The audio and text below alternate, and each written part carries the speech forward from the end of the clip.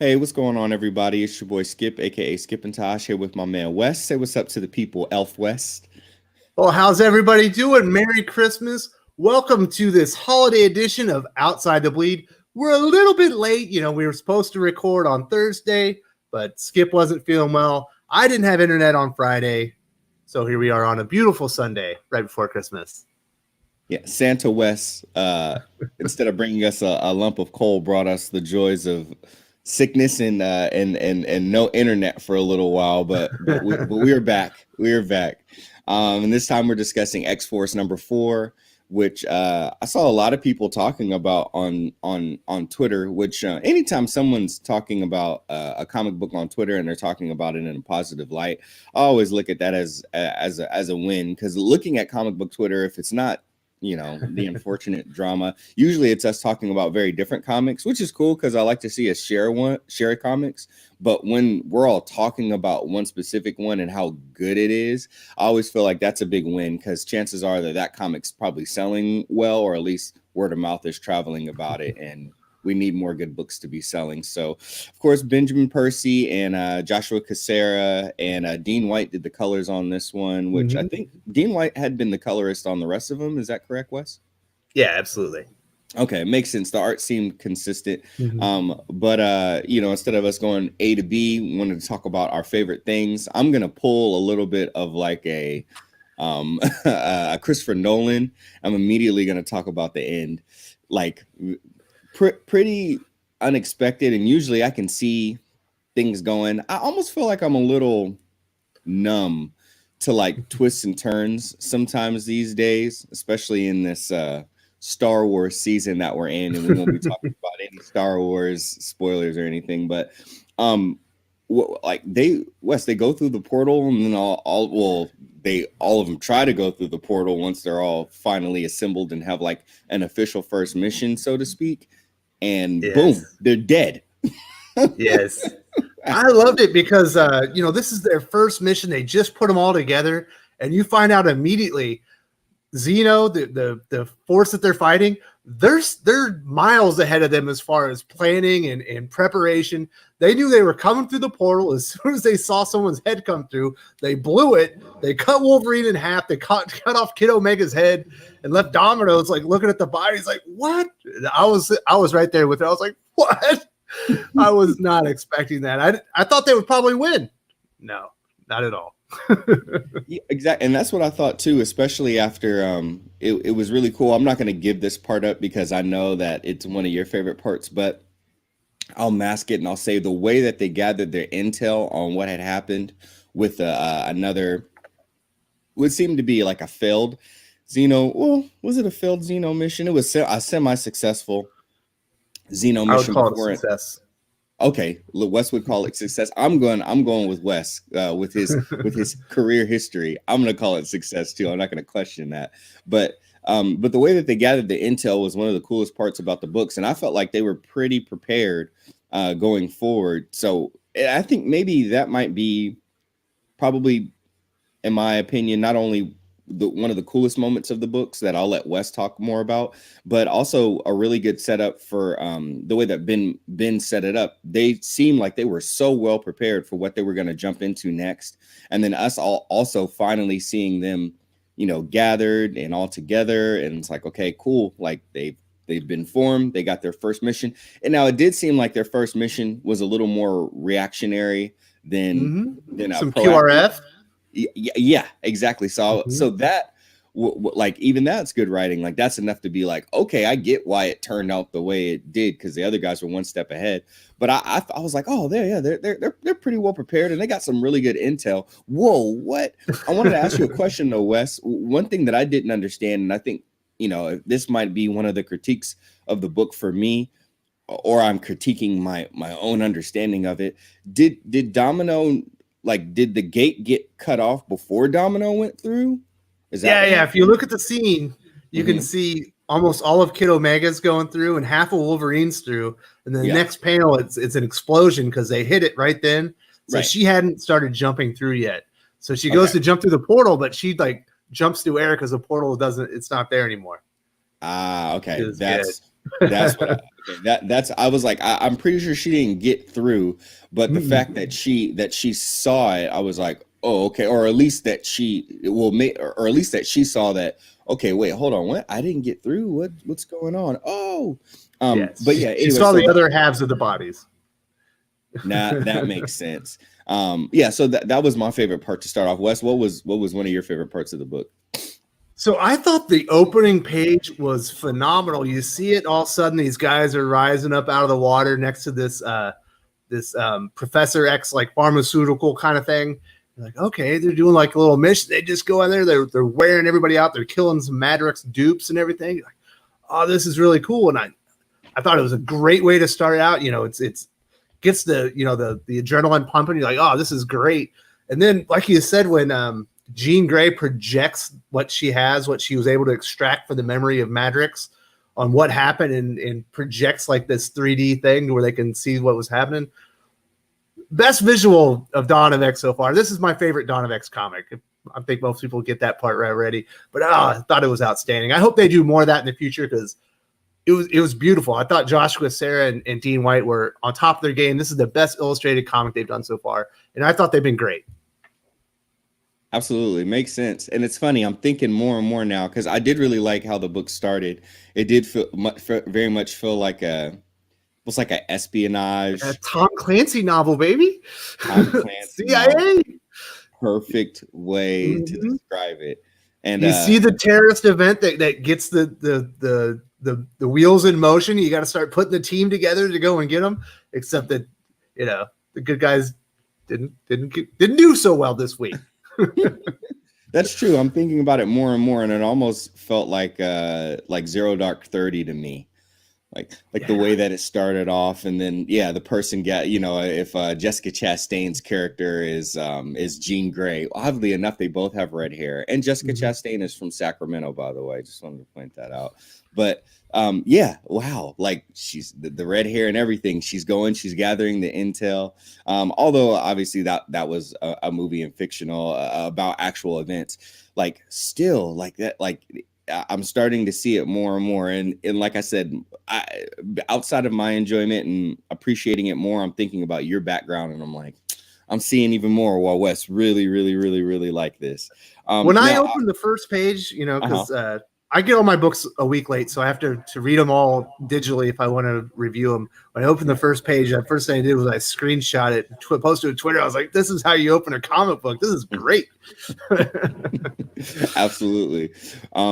So even though the council meeting to me was I guess I sometimes I don't like calling things the most boring part of the book because I feel like dynamics are really important. I feel like sometimes dynamics are removed from books. I feel like books these days tend to not be as dynamic. It's either people try to be all on 10, or people try to, or like they don't realize that they're like all on 4 and maybe hit a 5, maybe a 6, and then go back to a 4 in most books.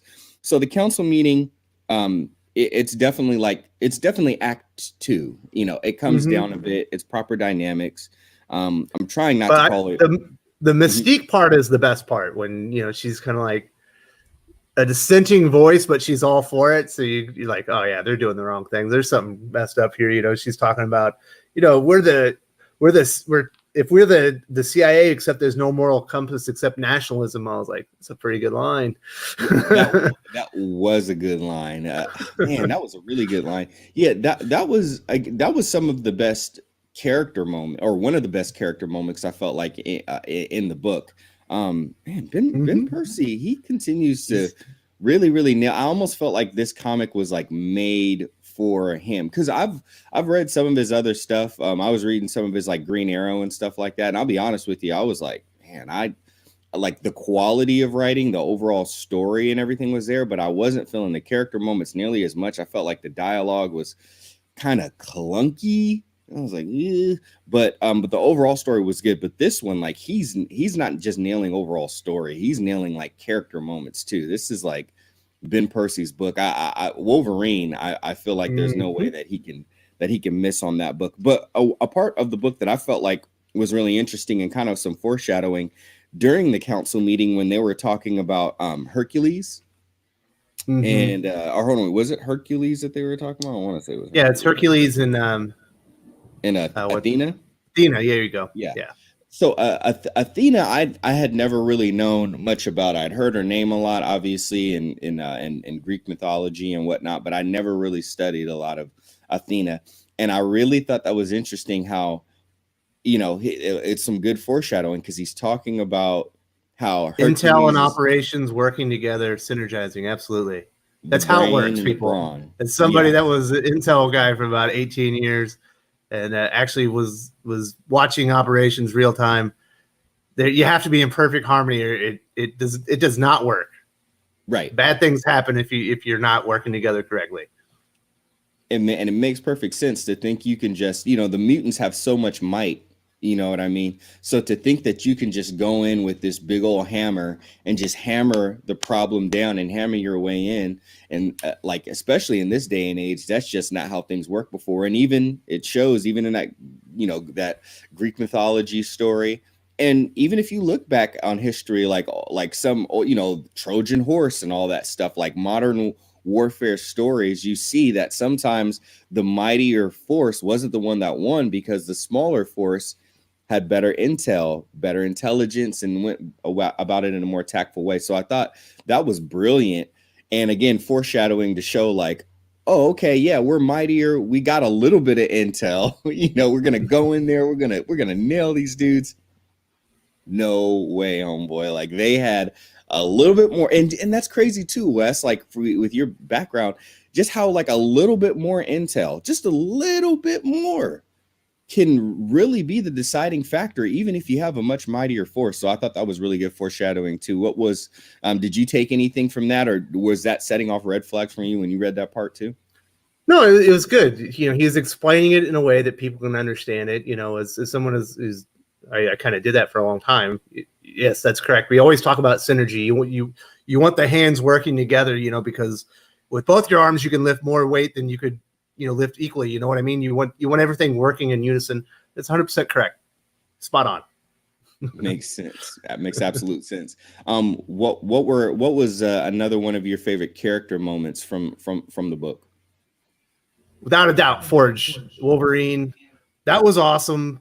We know Forge has been doing some crazy stuff. They talked about it in House of X Powers of 10. We haven't seen him since. We finally see him, and in the background, there's all these like organic like armor things for people to be in, and he gives like just a little taste to Domino with this arm thing that can become a gun or a knife and all kinds of stuff, depending on what she thinks. Because it's kind of she's linked to it.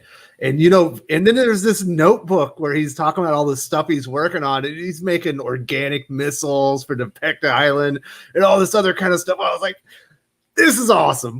I cannot wait to see what Forge is going on. Because eventually, we're just seeing like the Xeno, like tactical stuff. We haven't even seen their strategic might. This is just the tactical, little operational stuff. We haven't seen the full force and what they have to bring to the party, but we haven't seen it from the X-Men either, because Forge is like building an armory of stuff that no one's ever seen in this world. It's awesome. That was something that I had been waiting for a long time, and I wasn't sure which book. I mean, and it totally makes sense that he showed up in X-Force first, but I was like, man, between X-Force and New Mutants, like I thought he was coming in X-Corp. I thought he was going to be making a bunch of inventions that this X-Corp was going to be selling and stuff and funding all their operations on Krakoa, along with the pharmaceuticals. Yeah. Which that might still be, but it sounds like he's full bore into organics, organic technology now. Right, which makes sense. I did hear or read someone.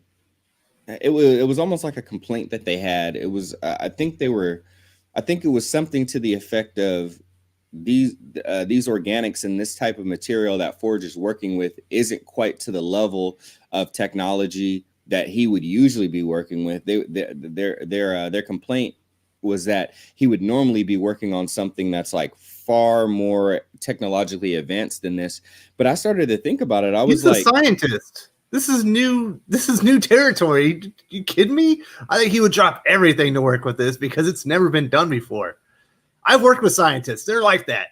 They want to get their hands on the unknown. They want to know the unknown, and they want to see, like, once they understand it, they also want to see how they can utilize it. And Forge is very much that way. And just because it's organic and maybe it doesn't look like things that are part of his body doesn't mean that that it's not advanced and that there's not an advantage to using it, especially like the not psychic link, but for lack of a better term, I'll say the brain link, and how it showed, like, once Domino put it on, how it could form to all those different things based off of what she was thinking. And that just goes back to the connection that Krakoa has with mutants. Like, Krakoa is a personality, you know, and even how Krakoa feeds off of mutants and stuff like that. The link between Krakoa and mutants is deeper than just a place that they go, and, you know, maybe it wants to move closer to another island. Like, it links to them in a whole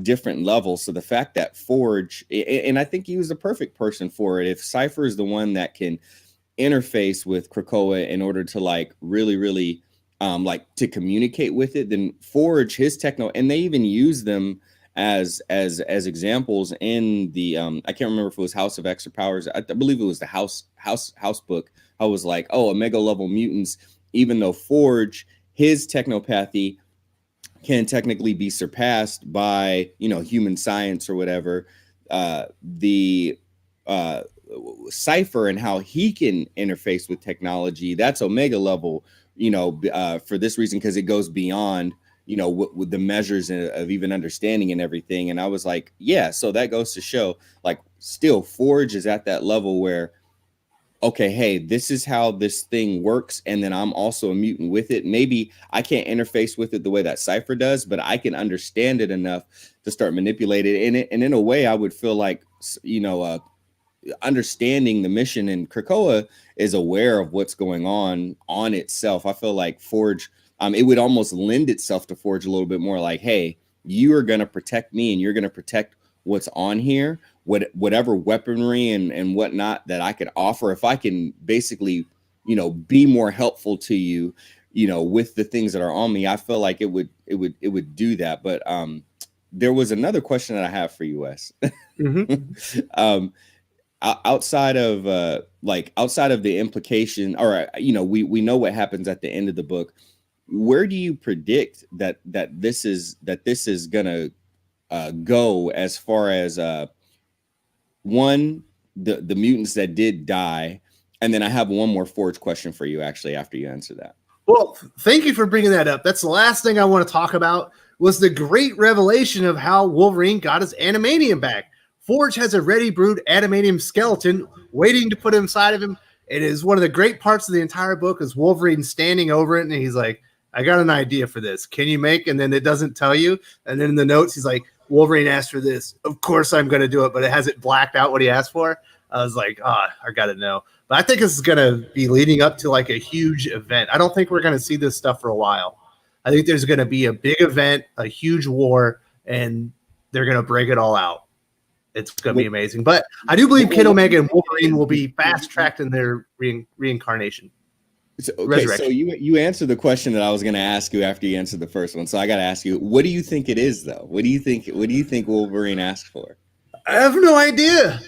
That's why I'm so excited. I asked Doc this, and he's like, I'm not really sure. I was like, well, if you don't know, I don't know. But I bet it's cool. I watched that video. I think that Wolverine asked for an adamantium exoskeleton, like something on the outside, to not only protect what's on the inside, but, like, even for that explosion, if he would have had an exoskeleton, you know, like, or just think of it like armor. If he would have had adamantium armor on the outside, he would have survived the blast. Mm-hmm. I don't know. He kind of lived inside of adamantium for a long time. I bet he's claustrophobic about that. He might be, but if there's one person that can get over his feelings and his emotions to survive, it would be Logan. So that's what I think. But I'm sure between Hickman and Ben Percy, it's probably something way cooler than that. But the other thing that I thought, because once I saw that video with you, and if he could shoot adamantium claws. Like if he had like some projectile system, oh, that'd be awesome. That would be dope too. And it's funny, it's because when you say that, I think like adamantium ninja stars is what I thought. Mm-hmm. But I'm gonna go one step further. The only other thing that, and I had to think of something because you and Doc talked about it, and Doc didn't say anything, and I was like, I almost felt my brain almost imploded. I was like, there's no way that Doc thinks of nothing with this. There's no way. So my brain went to work. And if it's not an adamantium exoskeleton, which was actually my number 2, my number 1 was an adamantium sword. Well, he's a samurai, or he wants to be a samurai. It makes sense. An adamantium samurai sword would be pretty dope. Absolutely. Anyway. He'd probably go right through Cap's shield. That is exactly what I was thinking about. Okay, so anyway, that was that part. So the other part, where do you predict that the book is going? We've got up to 4 issues. Usually 5 or 6 is where they kind of cap off the original story arc and then move on to the next thing. Even though this is an ongoing series, they're gonna get beat down even harder at the end of this. I don't think this is gonna be a happy ending story arc. I think the first story arc is gonna be about the formation of the X-Force and complete failure, and having to put themselves back together and get back in the fight and get to Xeno before they do more damage and more destruction to their infrastructure. That's where I think we're going. Okay. My thoughts, I agree with you. And I think that this was a good way, because obviously one of the themes of X-Force books is, like a bit of a rotating cast. So I don't believe that these people are completely off the table, but obviously why they have to go through the mutant resurrection process, I think we're going to see some other people get recruited, and I think that's where we're going to start to see the team. Well, yeah, we know Colossus is eventually going to be on the team. There's some other characters. I can't remember all of them right now, but there's some others that have been on the covers and stuff. But we know Colossus still has to heal, and Healer's out. So there's a lot of stuff going on, man. There is. It's a good book. Very, very good book. But I think we've gone outside the bleed quite a bit on this one. I mean, this book, like I said, Wes said it's his favorite one so far. I still feel like issue number 3, the one before this one, has been my favorite so far. But this one was really good, and I feel like this one kind of leads over into the next one the most. I will say this before we go. Something that I am a little concerned about is that I did see Ben Percy in some of the previews, because some of the preview covers, like Wes said, came out, and I heard him talking about that they're going to kind of detour a little bit to do like a domino mission for like an issue or 2 or something like that. I'm a little concerned about that. Not that I don't think it'll be good, but I really want them to continue with the overall group. Domino is awesome, and I know Ben Percy. Oh, what were you gonna say? We got to see what the effects on Domino are. We haven't really explored that. She was flayed alive and then used to infiltrate the island and tortured. We have to get her around somebody that's vulnerable, that's the enemy, and see if she can handle herself, or she goes nuts and murders him in cold blood. It's important to see what the psychological effects are on her. So I agree with what he's doing. Yeah, I mean, I think it can be pulled off well. And let's be very clear. I mean, the book literally started off with Domino. Like, that's where the book started. She was the one that was in the midst of Xeno and everything, where they got her clutches on her. But I'm like me, I'm so enthralled with what he's doing with the group and his overall story. I think it's important to explore that. But when I heard it could possibly be 2 issues, I was a little like, I don't know. And when you have so much momentum going forward, I'm not always the biggest fan of going backwards. Even though it's important, I admit that, but I want the momentum to stay going forward, because especially with the rest of the Donna X books, minus Fallen Angels, which is still personally my favorite, but with the rest of the Donna X books, I feel like most of them have lost so much momentum. I don't want that to happen with this book. So we'll see how it goes, but I'm looking forward to the next one. And we will be reviewing the next one on OTV. There is no question about it. Wes, anything to inform the people about before we jump into the holiday season? Merry Christmas, everybody. I got a lot of top 5 lists coming up. Top 5 Marvel Comics, top 5 Marvel series of the year, top 5 DC, top 5 indie. We got an overall top 10 of all the comics. I got a bunch of stuff coming out. I even got Tim Lim's going to come on. We're going to talk about my top 5 artists of the year. So lots of that coming in is in the pipe, but we will be here next week to talk about East of West number 45, the final issue of Jonathan Hickman's Image series, and for another Geekspan. So we will be here for the holidays. Absolutely, we will be. If you're looking for a gaming chair, make sure you check out Taboo Ohana. I'm gonna mess it up, but hey, I did mess it up. They're right over here. Link will be in the description, or you can just hit me up on social media and I'll tell you more about it, and you get a special discount with my Skip TC discount code. Get $40 off. There's also a sale going on to the end of the year, so those two things compound. If you're looking to support us, it would be an awesome present. Don't consider $1 a lump of coal if you want to support us. We got some bills coming up for software, editing software and whatnot, and then some really cool ideas that we want. So coffee, link is in the description if you want to support us. Monthly ongoing is awesome, but like I said, even one-time donations help us out a ton. And other than that, we will be back for you guys very shortly. So thanks so much for joining us. I'm Skip. That's Wes. We're TC, Thinking Critical.